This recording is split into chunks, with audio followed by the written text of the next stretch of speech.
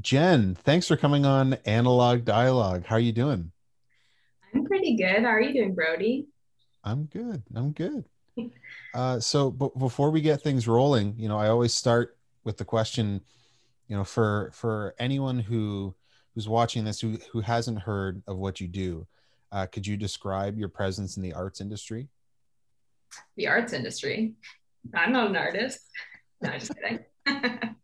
Okay, yes, that's what this interview is about. Okay, so I guess I would describe myself as like a multidisciplinary artist, meaning I work in multiple disciplines.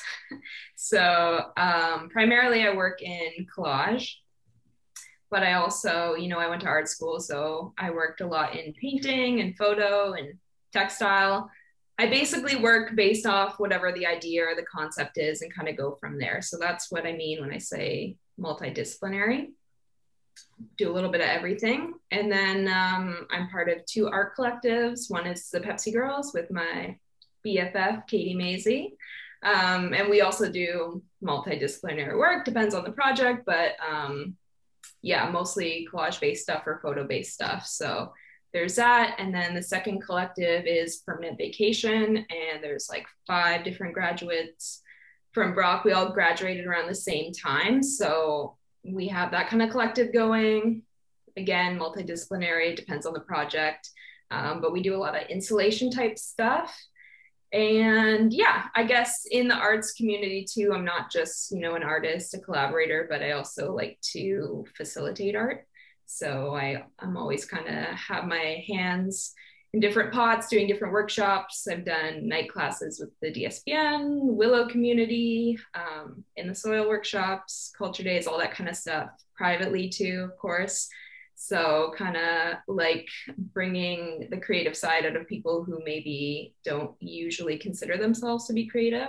So, I find that a big part of my art identity as well. Um, a big part of that too, something I'm like really proud of, or something I kind of got started before COVID was collage night. So, I love facilitating collage for people. It's like a monthly meetup at the Niagara Artist Center. And then obviously during COVID, that's not really a thing. So I'd say I kind of transformed that to be a little more like remote friendly. And I do like a lot of collage kits now. So bringing collage to people at home. And so, yeah, that's pretty much what I do with art. To kind of like summarize all that, because it's a little vague. I feel like most of my art, like solo collaborative or like whether it's in workshops, is I like to bring like I guess I'd say like a critical lens, but with like a playful aesthetic. So I really like to focus on fun. I'm not very serious. I'm kind of half serious. I have two personalities, half serious, half fun. And yeah, that's kind of my approach to art is like, I always like to approach art or whatever project I'm doing with humor, with this touch of subversiveness, I guess. Still a little vague, but we'll get into it. Yeah. Yeah, but that like really reflects your personality, like knowing you as a person. Thank you. Yeah. So um did you do like multidisciplinary art stuff before you went to university, or was that something that was sort of pulled out of you when you were studying it? I mean, I definitely think that when you go to school for art and it's not like, well, Brock's program was it was not like heavy handed in one discipline or the other. So you kind of had a broad experience in all different types of art. So I don't know. I started like pretty young drawing. Obviously, every kid doodles, right? But then you're kind of like coined as like the art kid. Like, kids are walking around the classroom and they're like, "Oh, you're so good at drawing." I'm like, "Thank you." And now I'm like 28. And I'm like, "Thank you." Can I have some other skills too, or what? But yeah, I feel like as a kid, I was like, art was my jam. That was my thing.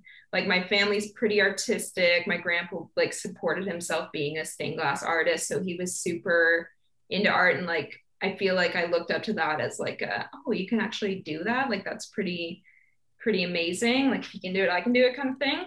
Yeah. so there's that kind of influence, but I feel like as a teenager, I just like wanted to be really social. So I wasn't like really super into art in those years at all, really. Looking back, I think like a lot of things I did like that weren't typical art were still creative and stuff like that, or like building blocks for later. But I originally went to Brock to go to be a teacher as in concurrent education. And then in my second year, I switched over to purely visual art. And I don't know why. It kind of seems like a blur back then, but I think it was more like, if I want to teach, I want to be really, immersed in what it means to be an artist, be able to teach kids what it would be like to be an artist. And I felt Sure. like concurrent, like I feel like you might be able to relate to this too, is like when you're in concurrent education, it's like you maybe get like one or two electives and you're teachable, but the rest isn't as relevant to like an arts degree. So I felt like, I want to actually experience this before I become a teacher, which is not relevant to me now, but that was my thought process then. So Mm-hmm. at Brock, yeah, that kind of led me to just taking fully on full art classes. And that was just like, I don't know. I don't even know really why I did it, but I was definitely drawn to painting and drawing and photo. I don't know. I just did it all. So there's some programs that you can go to that you're 18 and you're like, okay, I'm gonna do like my BFA in photo, but Brock is more like we're gonna do your BA. It's actually not a BFA, it's a BA because you're doing a lot of writing and stuff as well. Um, yeah, and you can do that in every different subject kind of thing. I don't know. So I feel like I left university being like, I don't know. I didn't really focus on one thing, so I guess I'll keep trying. Yeah, yeah, Yeah. yeah. And I mean, I think that certainly has its pros and cons. I mean, I'm sure you have your own opinion on it, but like, it sort of lets you explore different forms of art, right? It seems very different from like, like my experience in like a music program where it's like, you focus on one instrument, one style on that instrument, right? Mm-hmm. Like you played music from different eras, but it's still like, you're not doing like jazz guitar and pop guitar, you're doing classical guitar only. Which is cool because by the end, you're like, I am an expert in this. Sure. Yeah. But then also, it's like I didn't really get the chance to experience other things. Right. So, Yeah. yeah. There's pros and cons for sure. Mm-hmm. um yeah, so I mean it seems like what you're doing now, well, like part of what you're doing now is like that sort of what you would have done in Con Ed, right? You're still like Mm-hmm. facilitating space for the arts, right? Just not in like, in a public school. You're doing it like in the community. Yeah, for sure. Yeah. Yeah, it's not the traditional classroom, but it's more like helping boost up our own community locally and bringing those kind of arts education to adults, I guess, and kids. But yeah, it's just not as narrowed in to teaching in an elementary school or anything, right? Yeah, but I think it's still equally as important, like you're still, creating space for arts, right? Mm-hmm.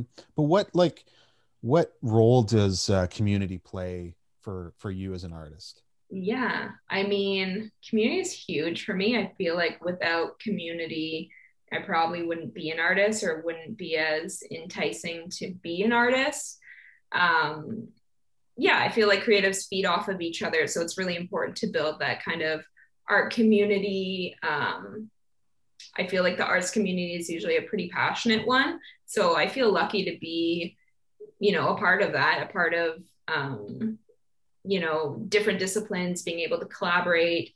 I find it, more interesting to collaborate with people, different minds, different disciplines, to be able to do that, to create bigger events or bigger projects is way more fun than working in solitude. So I feel like, yeah, community is a huge part of my own art practice. I feel like with every piece of art I make, while I'm making the art, I'm thinking about the presentation of the art. So I feel like that's a big thing for me is like the exhibition opening or planning, the party aspect of it. Again, like coming back to like just having a fun time. Like, why wouldn't you make art fun? Like, it doesn't have to be pretentious. We can just have fun with it. So Yeah. I feel like I'm always thinking about, yeah, how to present the art to the community and how to make community events and bring people together to either be creative or experience creativity. So yeah, community is huge. I just love, seeing people support each other, whether that be like visual art, music, drama, writing, everything.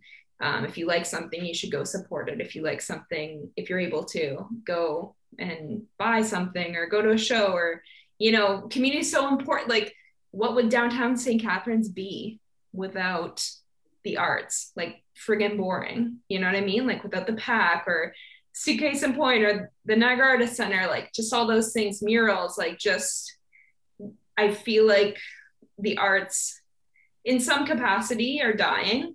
They're not as valued as they were before. So I feel like we do need to latch on to anything that we have and support each other in that community. If you have art brain, like we need to connect.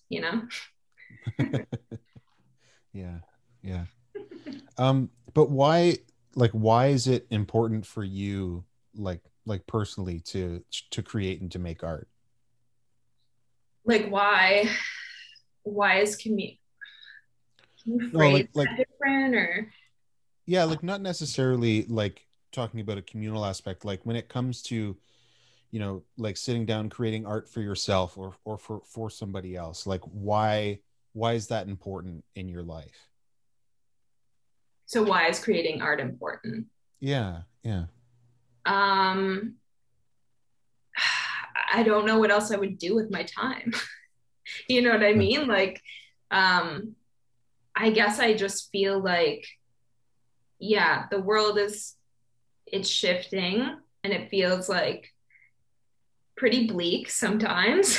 And it feels like, you have to have a 9 to 5 or you have to have, be able to support yourself and then do your art on the side, basically, Mm, right? So I feel like to not feed into that or to not let that drag you down, I feel like art is an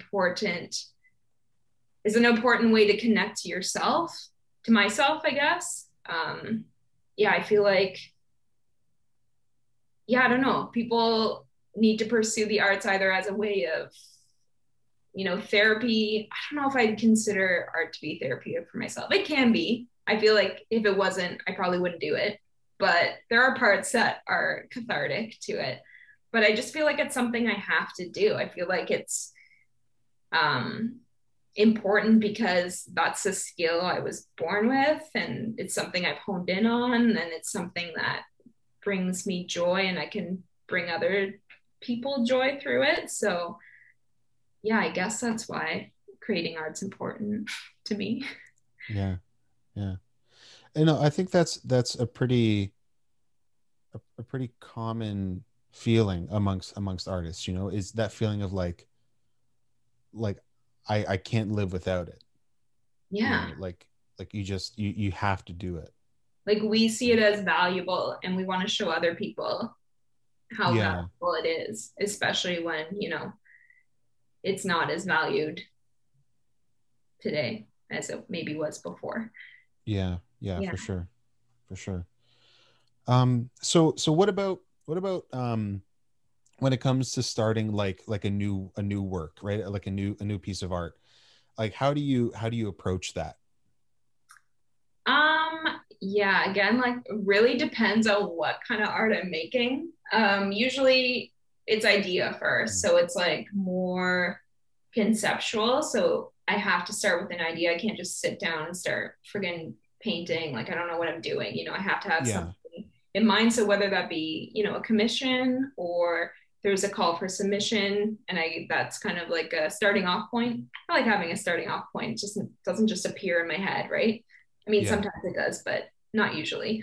And yeah, so, yeah, so it's something that's kind of floating in my head for a while, and then I kind of build off that. So, say it's for collage because that's mostly what I do. If I have like a theme in mind, I'll go and I'll do a lot of searching and researching for different, like, say, books or materials or images that I'm kind of trying that will get me to my end idea, you know? Um, yeah, so I just have to have like kind of an idea that triggers the work I'm gonna make. I would say that it rarely happens where I'm just sitting down and something random happens. So it's very like premeditated.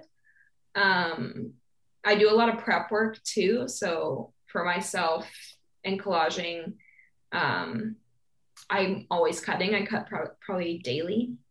Even if Hmm. I'm not making work or being creative, I like to be productive. So, cutting up magazines, like if you saw my studio, you would die. I mean, you have seen my studio, but if you saw my new Yeah. studio, just thousands of magazines. Like I am hoarding. I have the whole collection from Life magazines from the 80s or from the 20s to the 80s now. It's just absurd. Like I don't even know what to do with all of it. So yeah, I am a little overwhelmed. So I'm always cutting to kind of like cut down on all that stock. So that's what happens. But I'd say the main thing is I don't know. It's so hard because I feel like I do spend most of my time like trying to survive and live, and the 9 to 5 and the taking care of Hmm. yourself and trying to eat and all that stuff. That's the reality of being an artist, being in the arts. It's not as glamorous as it seems, unless you come from Yeah. money. But bit cynical here, but yeah, unless you come from money, it's very hard and you will struggle. And yeah, so I feel like that 10% of your week that you can dedicate to art is really important. But it's also frustrating because I feel like for me at least, part of my process, like when I start, it's never good right off the bat. It's never good. I don't know if you can relate to this, like a draft, it's not good. Yeah. Katie and I, my other Pepsi girl, we call it the pool shoot. Um, so like say we make something really bad, we're like, don't worry about it. It's just a pool shoot. Like it's gonna get better.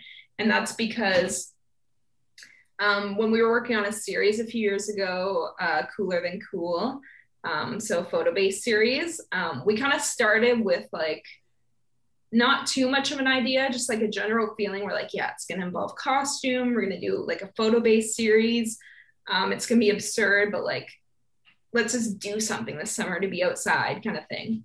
Yeah. And so the first day we were together, we got like our costumes, whatever, it's pouring rain. Katie takes us watermelon, puts on her garb and jumps in the pool. And I'm just like taking pictures all day. And then we thought it was like amazing. Like, this is the funniest thing. It's gonna be so good. Like, this is art, And then like the next day we're looking through the photos and we're like, oh my God, this is the worst. This is trash. Like, I wouldn't even show you now. Like, actually, I probably would because it's funny. Yeah. So we're always like, anytime anything's bad, we're like, don't worry, it's just a pool photo shoot. Like, things will get better. Yeah. So definitely part of my process is failing.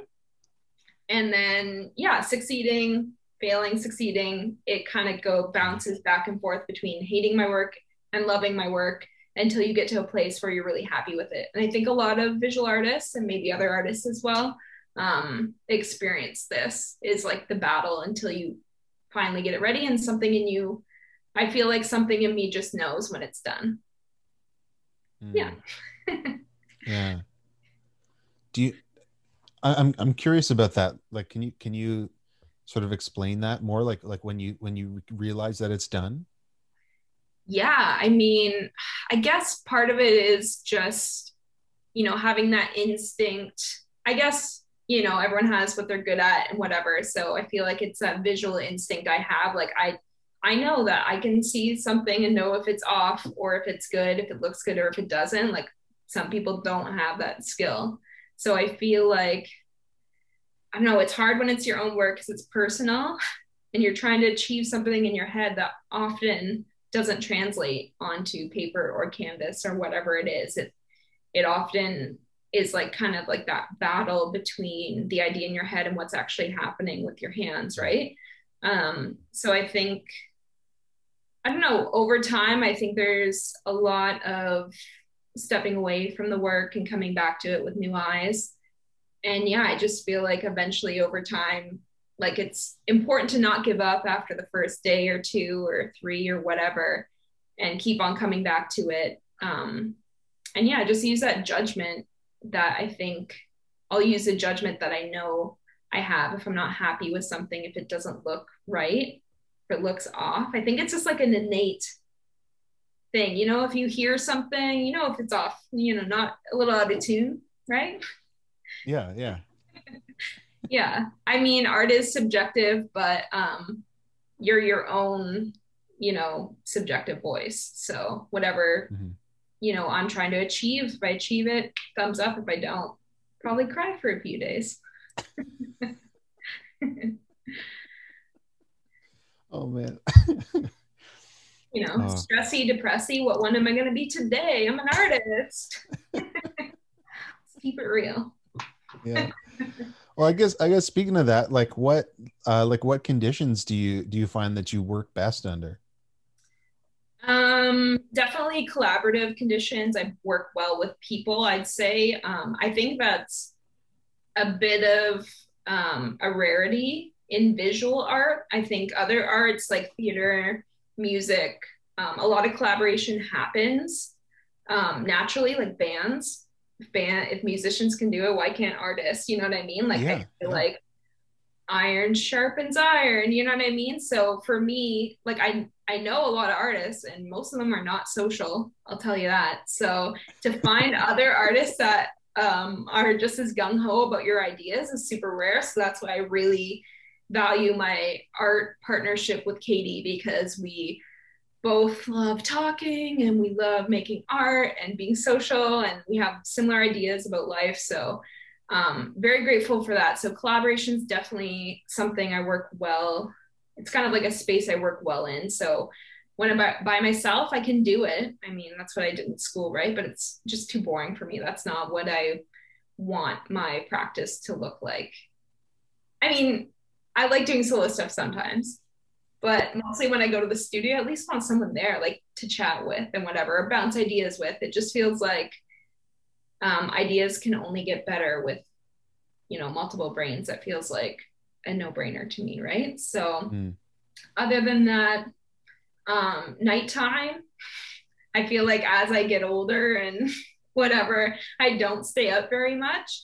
But if I do, like, stay up past midnight, I'll have all these ideas coming to me. And I'm just like, man, I should stay up more because I forgot this is when I'm the most creative, right? Be driving home from work, it's like midnight shift work. And I'm just like, oh my gosh, like I'm a genius. Like this is going to be amazing. But yeah, ultimately, I work best in groups. That's the condition I work best in, I'd say. Yeah, Yeah. yeah. And then when it comes to, this is sort of going back to what we were talking about before. Um, when like what do you look for in art to find like that you would classify as like good, right? Or like pleasing or enjoyable? What do you like? Yeah, what are some things that you look for? Yeah. We definitely have to use like quotation marks or some people are going to come at us, I think. So, Yeah, like, yeah, good art, like people say, art's subjective, but I think there's good art and there's bad art. So I'm just going to say it, art's not for everyone. Okay. I'm elite. No, I'm just kidding. no, but like there's like even when it comes to those that have that outlook, right, of the subjective outlook. I mean, you're still going to have a preference, right? Yeah, for sure. And like, it totally depends on what context you're in. So, if someone's making art for art's sake, there are different types of art. I have come to the terms that art is not just one thing. So if you're Mm. making art for art's sake, I'm not going to tell you it's bad or good unless I have Yeah, to grade you. You know what I mean? That's so rude. So, if you're a professional artist, then yeah, I can tell you if something's bad or good because, there's such a gap too in the art industry, visual art industry, where it's like, okay, you're either DIY making zines or you're either in New York selling at auctions for millions of dollars. The reality is there's not a huge in between area to grow. So, hmm. yeah, it's pretty crappy. I mean, you can further your education, but if the institution's not for you, it's kind of just like, I know a lot of people that are just like, I don't know what to do because it's not like you can make like a flourishing career from art. You can, but it's pretty hard. So Yeah. I'd say it's more of a hobby for people. But anyways, that's me getting sidetracked. So yeah, I'm never gonna judge whether your art's good or bad for, but me, when I look at art and what I want in my art and what I consider good, I would say that first of all, it should be interesting in a way that's like something I haven't really seen before. I know it's super hard to be original, but there are still ways. Times are changing constantly. Um, there's a chance to be original all the time. There's new things happening, new things occurring, being invented, whatever, new times, right? So it should be interesting. I obviously like humor and subversiveness and a little bit of sadistic humor. That's all super interesting to me. Pop culture is interesting to me, subverting that kind of stuff as well. But yeah, I think that what makes an artwork strong, in my opinion, is the artist has to have an intent before they create a work. So, and I think most often, I guess if you're a trained artist, you can kind of tell if the artist did have an intent Mm. originally, or if it was bullshit.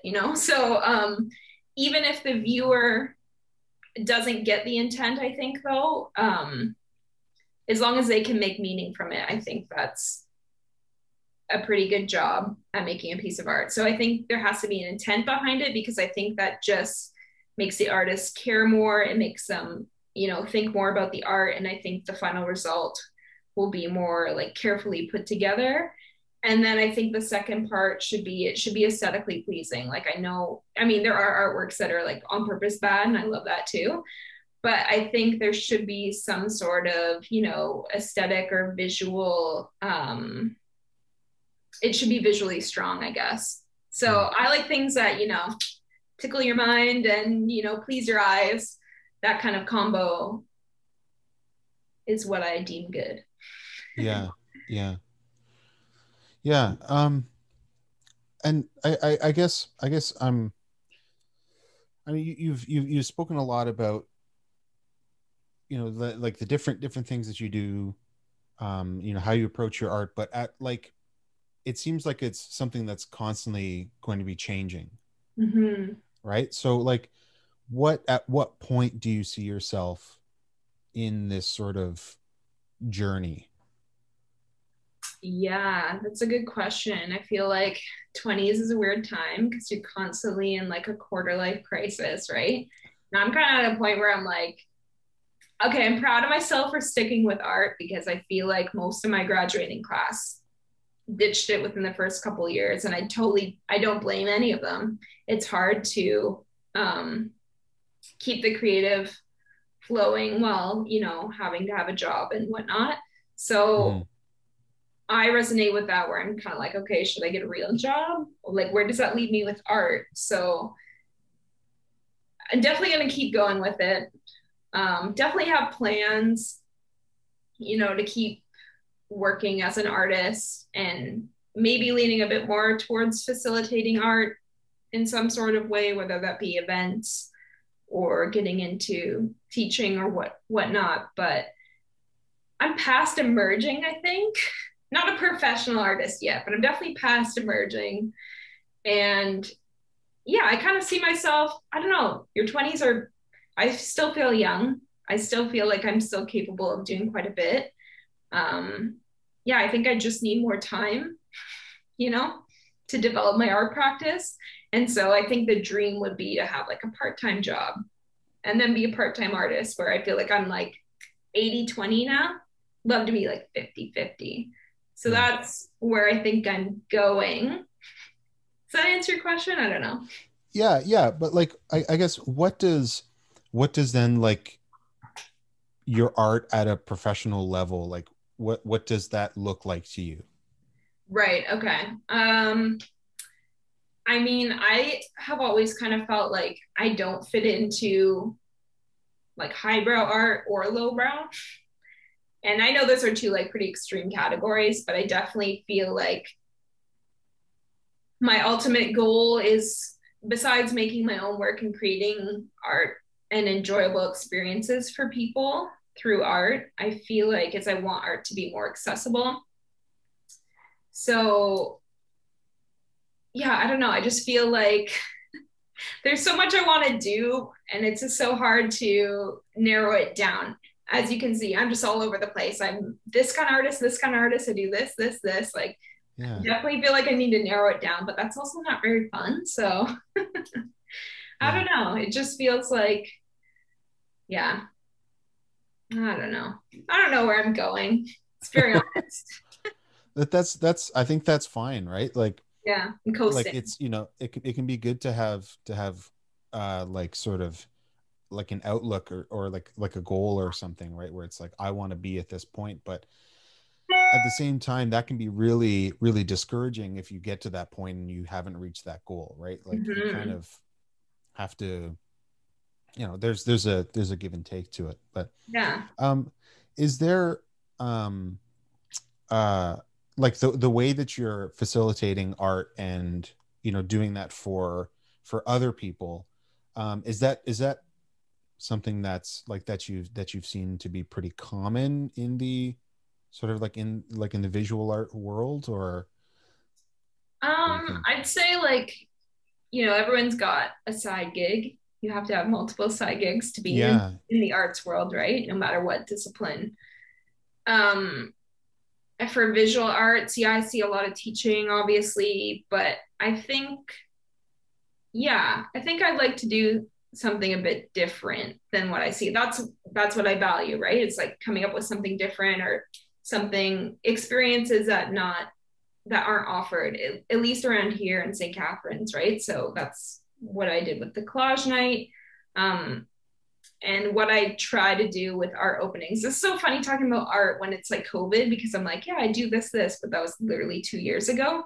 Yeah. Yeah. I'm trying to rack my brain here, but with art openings, that came from a place of I go to art openings and they're very stuffy, they're pretentious, they're not fun. I'm like walking up, looking at art, and I'm like, am I supposed to talk about this? Like, am I supposed to be talking right now? Like, no, I want you to go to an art opening that you can dance at, that you can have good conversation, that you can um, interact with. So for me, I want to create and facilitate spaces that are kind of new, I guess, kind of different than what normally you would experience at different visual arts gatherings. Definitely less pretentious. Not to say all art is pretentious, but it can be. And it's often art is not for everyone and it's not super accessible a lot of the time. So for me in St. Catharines, I guess, creating workshops and creating collage nights, I think the main goal to that is, helping people who normally wouldn't go to an art gallery or who wouldn't go to a collage night, helping them kind of see art in a different way. So, um, unlike myself, I feel like a lot of people, when they're 3, 4, 5, get told, okay, you're artistic, you're not artistic. You know what I mean? So, you're not Mm-hmm. artistic, I'm going to go into business or be a nurse or whatever, and they go their whole life without picking up a pen or a paintbrush or whatever. And I want to be someone that encourages people to have a creative outlet, even if you um, are not or don't see yourself as creative, right? Because and collage is a really good medium for that too. That's why I focus a lot on collage, is because the materials are accessible because you can make a collage around whatever you have lying around the house, and then B, you're not relying on your artistic um, ability, like creating a likeness to someone. Like I'm not trying to draw your face or anything. You're just cutting and pasting, Mm. which most people can do. So if you're able to cut and paste, you can make a collage and you can feel good about yourself. So I find that I'm leaning more towards facilitating art that is accessible and maybe is a new experience for people that wouldn't normally experience that.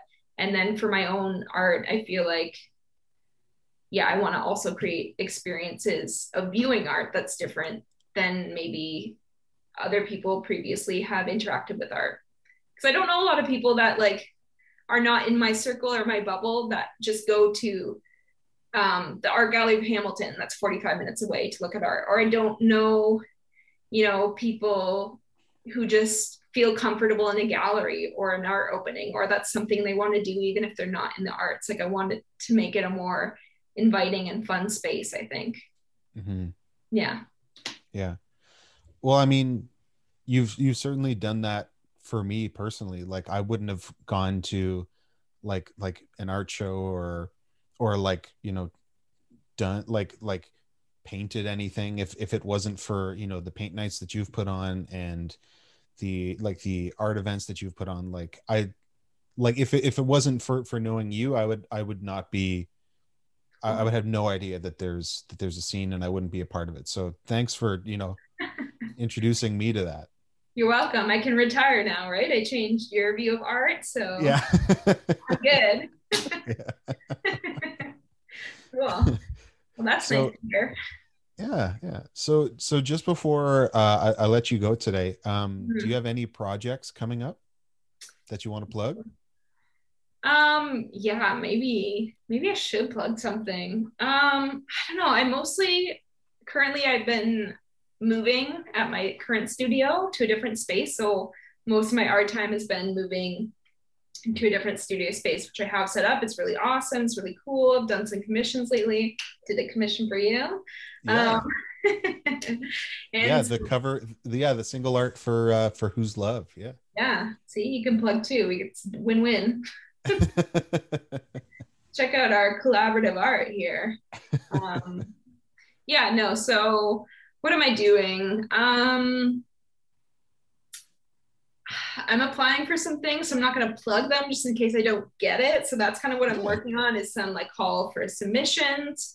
Um, I am also working on collage kits, creating more, like doing a little more branding and a little more making a separate Instagram so people aren't just like messaging me, be like, yo, Jen, can I have a collage kit? And it's like midnight, and I'm like, yeah, sure, no problem. So yeah, I kind of have been working on more like branding the visual aspects and gonna hopefully create kind of a little side gig because that's something I love doing. Um, so yeah, don't have the Instagram set up yet, but it's gonna be called Paper Bananas. So maybe that'll put some fire into me to actually do it. It's my alter ego, Paper Bananas. So um, yeah, so I'm working on that. And then, I'm always just ever working on Pepsi Girl stuff. We work all year round on our annual calendar. So, Hot Dudes Tasty Foods, always looking for some foods. If anyone sees a good magazine cutout of Brad Pitt, we are looking for him. So, yeah, nothing too exciting summer, taking a little break. Nice. Well, yeah, I'll have links to your to your social stuff in the description of the video. And Awesome. then any other projects and stuff we'll have linked in there too. Thank Um, so Jen, thanks for coming on today and chatting with me. This was lots of fun. Yeah, it's always fun hanging out with you. All right, we'll talk to you soon. Yeah, see you later.